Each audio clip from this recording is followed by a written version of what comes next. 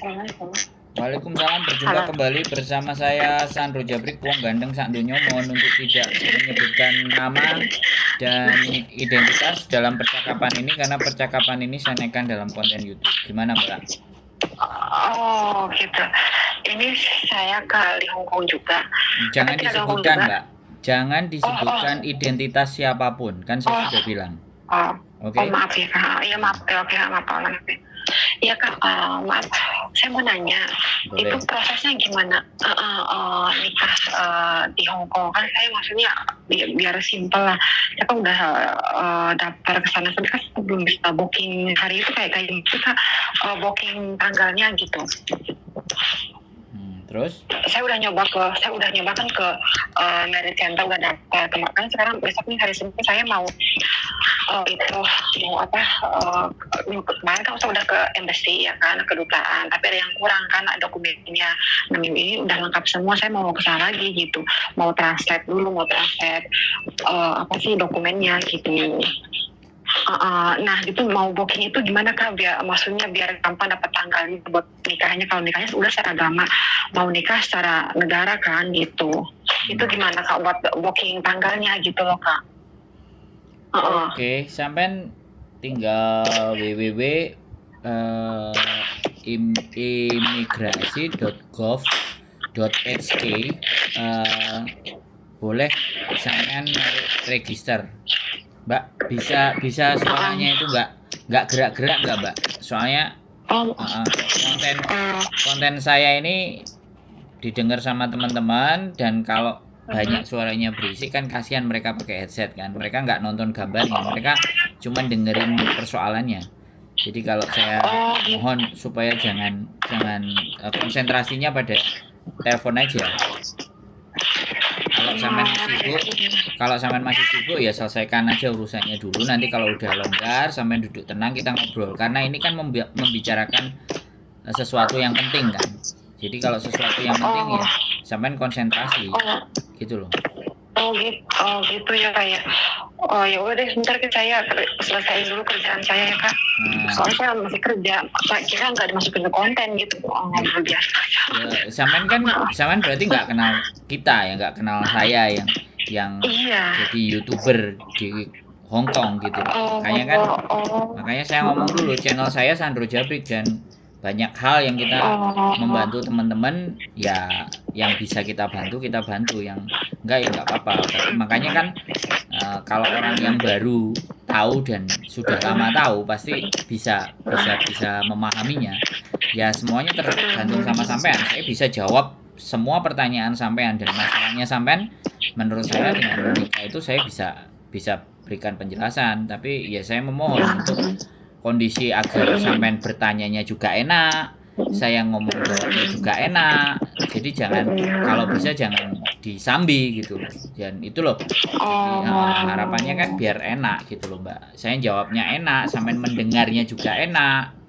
Jadi nggak konsentrasi gitu. Kalau sampean masih kerja sampai malam ya besok juga nggak apa-apa. Sampean besok atau pas itu sampean telepon cari ruang yang enak, yang pas gitu. Karena saya juga nggak bisa menyuruh sampean minggir gini-gini, sampean juga kerja kan. Tapi ini hal yang penting menurut saya, ini hal yang penting yang ingin saya juga bisa sampaikan untuk membantu sampean. Iya. Ya paling kan sekitar 15 menit lagi selesai. Takutnya saya kan kakak tidur ya udah malam gitu. Ya kan bisa WA, bisa dulu, saya bisa teleponnya kapan, seperti apa ya. Kebetulan saya belum istirahat, tapi istri juga udah istirahat, tapi makanya saya coba angkat karena kelihatannya penting sekali. Ya sudah, kalau saya gitu. Iya, soalnya saya penting kan pengen cepat selesai ini, maksudnya proses pernikahannya gitu kan udah mandek sebulan berjalan tepat aja gitu. Saya udah nyoba ke sana sini gitu kan, maksudnya cuma dokumen doang sih yang kurang, udah beres kan, cara booking itunya doang gitu. Itu waktunya berapa lama sih, Kak? Misalnya untuk booking nggak bisa langsung itu ya? Jadi dari booking itu paling cepat 2 minggu. Dari appointment booking saya kasih tahu, dan booking itu harus pakai online. janji ketemu, appointment. Jadi di situ mengisi di form yang di internet itu, mengisi form data sampean dan data pasangan. Dua-duanya harus diisi. Nanti setelah diisi baru muncul appointmentnya tanggal berapa. Dan di situ pun biasanya kita bisa milih kita mau di mana, di Satin kah, kita mau di Simsacoy kah, atau kita mau di Admiralty kah, atau terakhir di Dunmun. Kalau yang mau cepat itu di Dunmun. Jadi sampean bisa booking dan pilihlah yang daerah Dunmun. Maka Dunmun itu paling cepat menurut saya dari semua yang ada di Hongkong itu Dunmun. Dunmun yang paling cepat. Nah, sampean harus isi 2 data. Terus persyaratannya mohon diperhatikan ya, Mbak, mohon diperhatikan. Jadi untuk persyaratannya, kalau calon suami sampean orang Hongkong, ya dibutuhkan paspor. Bukan, bukan orang Hongkong, orang Belgia. Oke, kalau itu gimana? calon suami sampean Belgia ya yang dibutuhkan paspor, dan KTP-nya dia di Hongkong dia sebagai apa? Hanya sebagai turis, apa sebagai bekerja atau bagaimana, kan pasti punya identitas. Oh, dia turis. Oh iya, dia turis, bukan kerja di sini. Dia cuman paspor aja. Dan yang kedua, apakah dia perjaka atau dia duda? Kalau dia kalau dia duda berarti harus ada surat cerai dari negaranya dia. Kalau bisa ditranslate dalam bahasa Inggris. Itu untuk persyaratan menikah. Nah, itu berlaku juga buat sampean. Sampean juga kalau sampean belum menikah berarti surat keterangan belum menikah yang ditandatangani kepala desa sama surat izin menikah yang ditandatangani orang tua sampean itu ditranslate dalam bahasa Inggris. Plus sampean paspor dan KTP Hongkong sampean. Nah, baru itu didaftarkan di merit register. Syaratnya cuma itu aja. Nanti habis di booking appointment misalnya tanggal berapa, sampean boleh datang berdua ke kantornya. Nah, dari situ dia verifikasi data. Ketika data sudah diverifikasi, oke, baru sampean dipersilahkan untuk memilih tanggal yang tersedia. Dia berdua datangnya ke berarti berdua datangnya ke kantor messengernya, nggak bisa sendiri gitu? Ya, sampean silakan coba. Tapi menurut saya sebaiknya berdua. Tapi kalau sampean mau suaminya aja yang datang ya silakan. Karena sampean bekerja. Enggak, maksud saya kan kayaknya suami kan belum kesini, dia mau kesini nanti kalau udah saya bikin appointment gitu. Duh. Jadi saya ngomong, saya tadi ngomong bikin appointmentnya pakai online. Ya, nggak bisa datang, sampean online. Sudah, kalau dari situ nanti ketemu online datanya sudah diisi semuanya, maka di bawah nanti dia sampean akan diberikan tanggal untuk datang ke merit registernya. Nah, ketika datang, ya harapannya itu berdua, karena itu adalah memverifikasi data. Harus dibawa aslinya, kopinya, dan translate-nya. Nah, setelah appointment itu ada, nanti ditentukan tanggalnya tanggal berapa. Jadi nggak bisa sekali datang pada acara pernikahan, itu nggak bisa.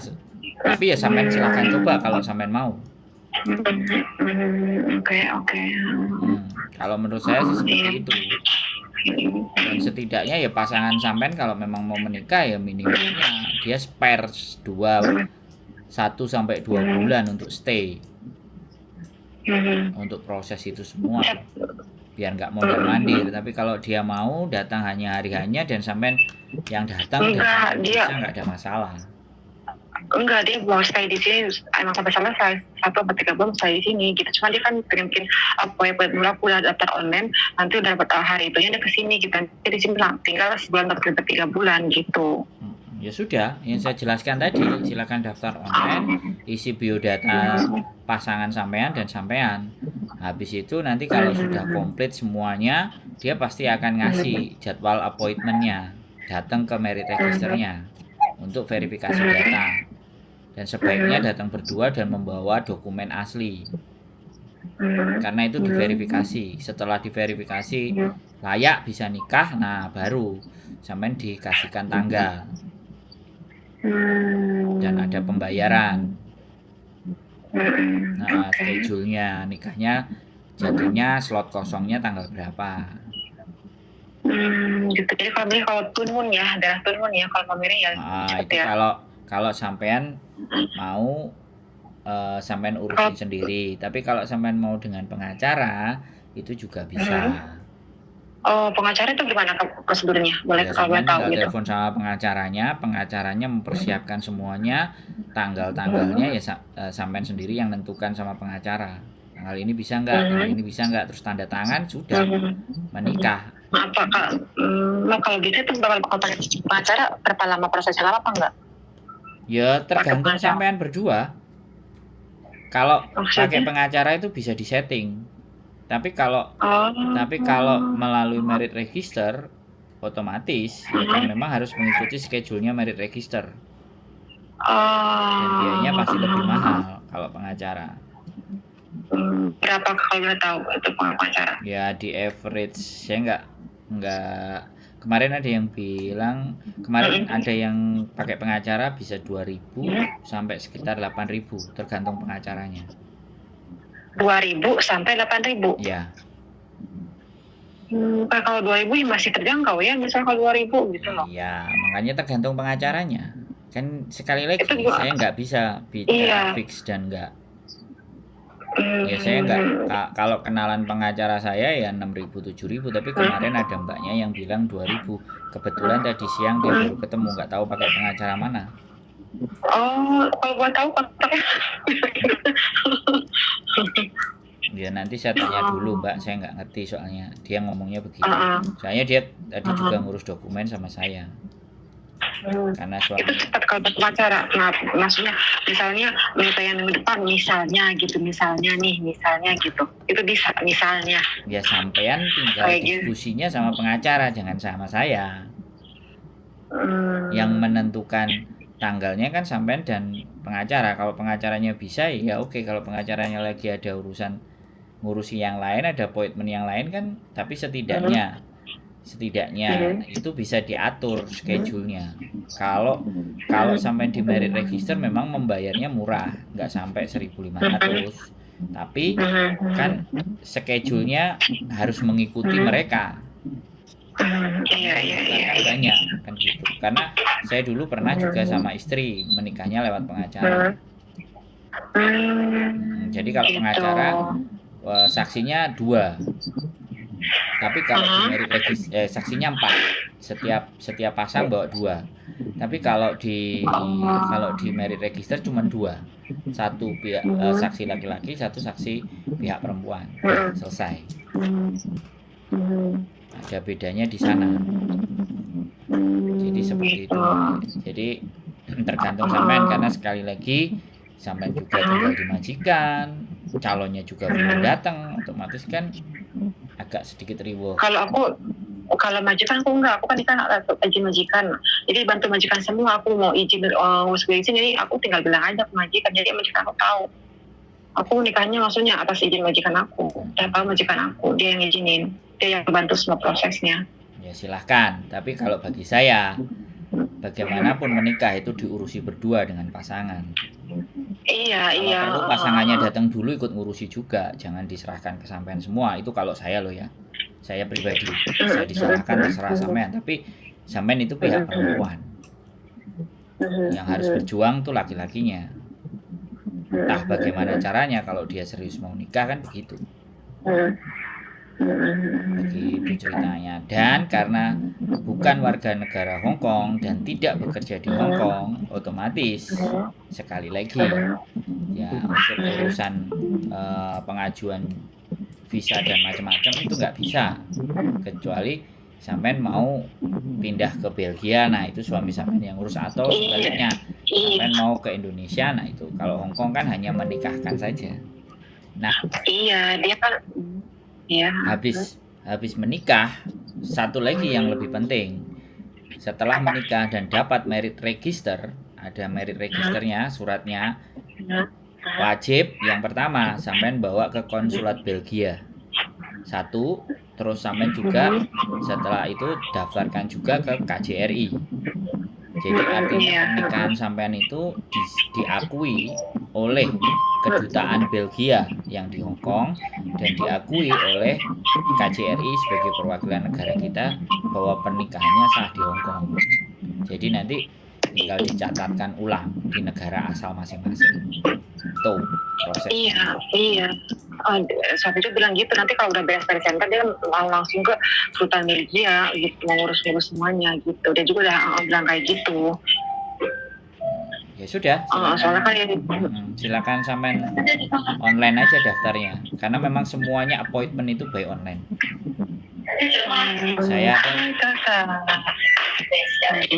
Saya kadang nyoba sampai 2 kali 3 kali bantu temen. Oh gitu Kak. Ya, makanya kan saya udah nyoba daftar nggak bisa itu Kak. Nggak bisa saya, maksudnya daftar udah coba daftar gitu tapi nggak bisa. Nggak tahu gimana itu. Silakan datang ke rumah kalau sampai mau. Di mana rumahnya? Di mana rumahnya? Rumah kami kantin. Kantin dari mana sih kantin? Aku baru dengar kantin. MTR ke Yunlong. Oh, ke Yunlong, Kamsung Road ya. Terus sedangkan aku liburnya emang minggu besok, cuma aku ditukar karena mau ke kedutaan dulu kan, mau translate. Jadi hari Senin tukarnya, aku udah Senin nanti per hari. Soalnya kan itu kedutaan bukannya hari Senin sampai Jumat Payan, kalau untuk bikin translate itu kan nggak bisa hari Minggu. Makanya aku tuker, mau translate gitu. Semuanya terserah sampean Mbak. Yang ngatur sampean. Saya sifatnya hanya membantu. Iya, maksudnya kan biar misalkan belum pengalaman ya kayak di Hongkong pertama lah gitu. Saya ke sana sini mundar mandir gitu loh istilahnya, nyari info sendiri gitu loh istilahnya. Ini kan pendatang, suami pendatang gitu kan. Jadi makanya udah mentok sana banyak informasi di internet kan, banyak yang simpang siur di internet. Ada yang bilang gini, ada yang bilang gitu. Kayak kemarin kan aku persyaratan kan di internet katanya buat translate itu kan cuma KTP Hongkong sama paspor ya kan. Pas ke sana masih ada yang kurang kan, harus surat izin dari orang tua. Kakak bye bye. Harus ada KTP Indonesia ya kan, kakak sama akte kan. Makanya aku kemarin gagal. Terus aku ngurusin dulu kan ke KUA, ke desa semua buat orang tua itu. Gitu kan, makanya aku sekarang mau nyambung lagi. Jadi kayak gitu, karena nyari internet, makanya aku pengen tahu ke kakak, denger gitu kan, ada yang bilang gitu. Makanya pengen cari yang maksud kayak gimana lah gitu, yang sebenarnya gitu kan. Soalnya kalau internet banyak yang simpang siur gitu loh informasinya gitu. Kan udah pengalaman gitu, maksudnya tahapannya seperti apa gitu. Oh, sebentar Kak, ayo udah kan sampai aku telepon.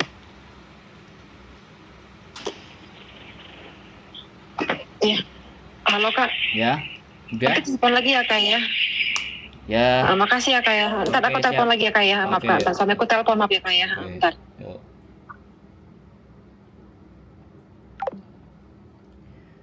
Ya, sekali lagi ya,